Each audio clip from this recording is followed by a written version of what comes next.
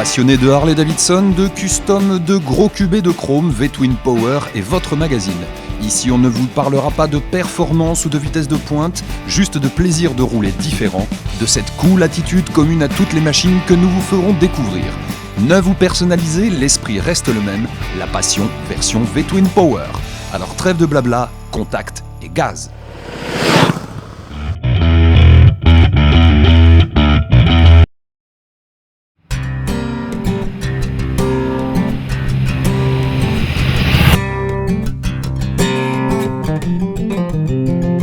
S'il est une machine qui, 28 ans après sa sortie des chaînes de la Motor Company, fait encore battre les cœurs de tous les passionnés des motos made in Milwaukee, c'est bien la Softail Heritage. Nous vous présentons ici la version 2012 de l'indémodable fleuron de la gamme Harley-Davidson.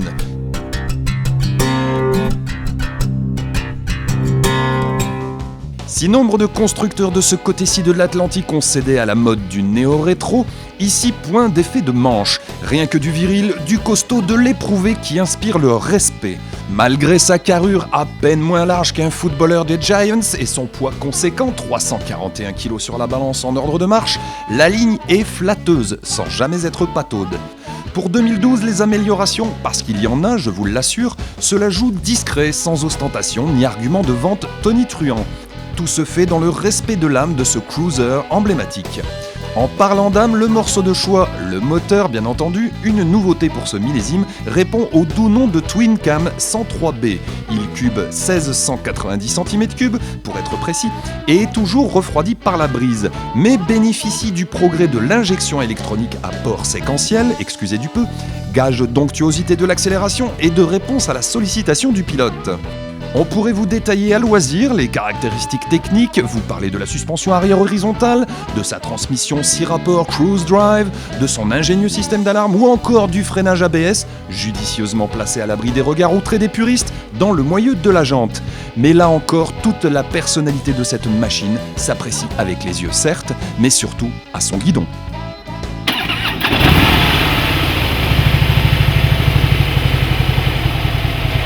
Bien qu'imposante, la belle se laisse manipuler sans avoir besoin de séances de bodybuilding.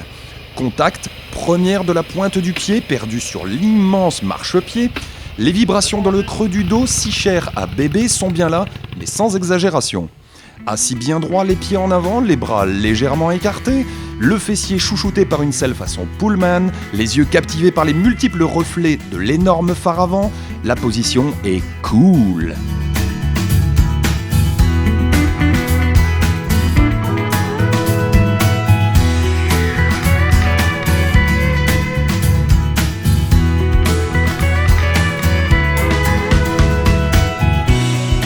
Là encore, le ramage se rapporte au plumage. On découvre la route sous un nouveau jour.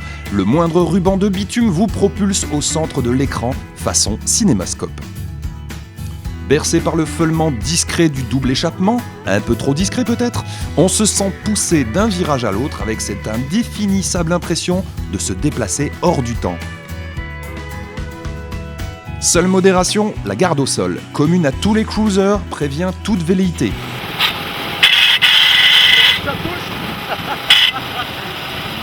Mais un tel engin n'est certes pas fait pour ça, me direz-vous. Inutile de tordre la poignée de gaz et de jouer du sélecteur comme un forcené, le Softail s'apprécie sur le couple, les rétrogardages deviennent anecdotiques.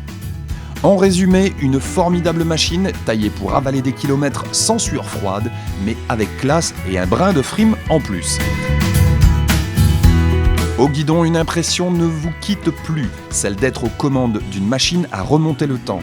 Le passé s'enroule déjà sur la roue arrière, le présent c'est le lien entre vous et la machine, le futur quant à lui est loin devant, au bout de la ligne droite.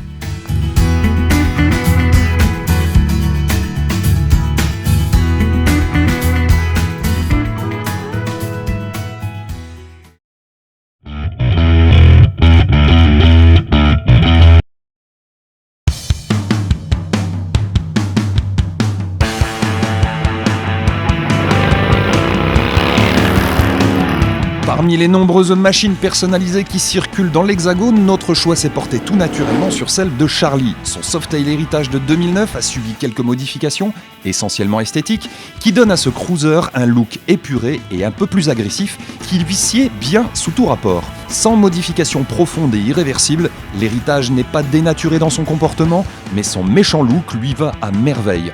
En tout cas, il reflète bien la personnalité de son propriétaire.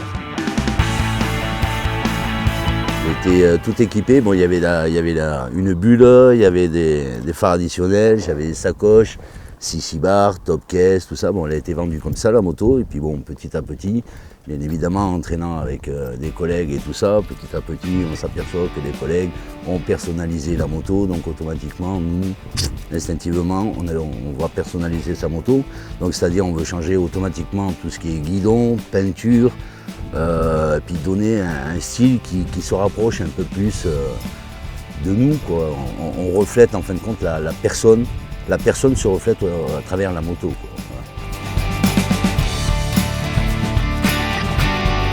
Voilà. J'ai demandé à faire un flaming style un peu fer, couleur fer, de façon à refléter toujours ce que j'ai envie, mes clous, mes chaînes, mes machines, tout ça.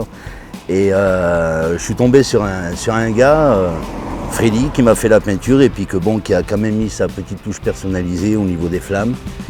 Il m'a mis on va dire un petit liseré bleu, style de faire ressortir un petit peu les flammes.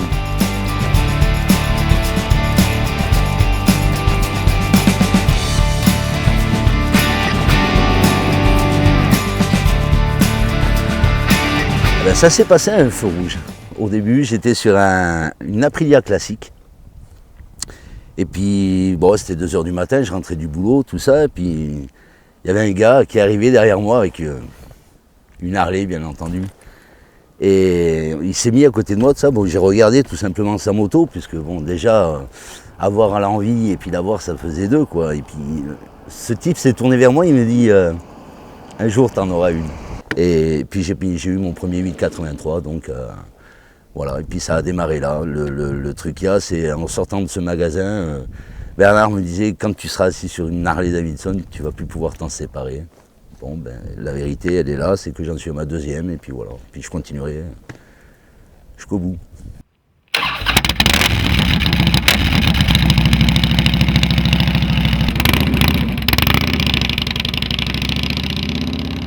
Quand on monte sur une Harley, et je le dis, je le redis souvent d'ailleurs, eh ben, on change complètement.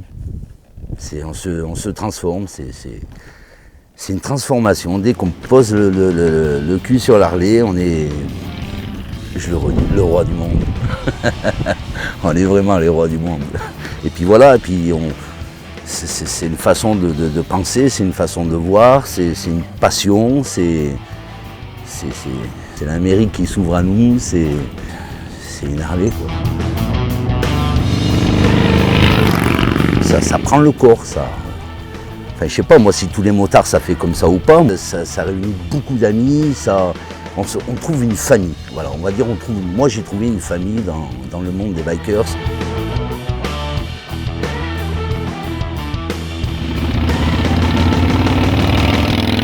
Il y a toujours plus haut, ça ne s'arrêtera jamais. J'en ai eu 2, j'en aurai 3, j'en aurai 4, jusqu'à quand je peux plus. Je sois gavé de Harley, voilà.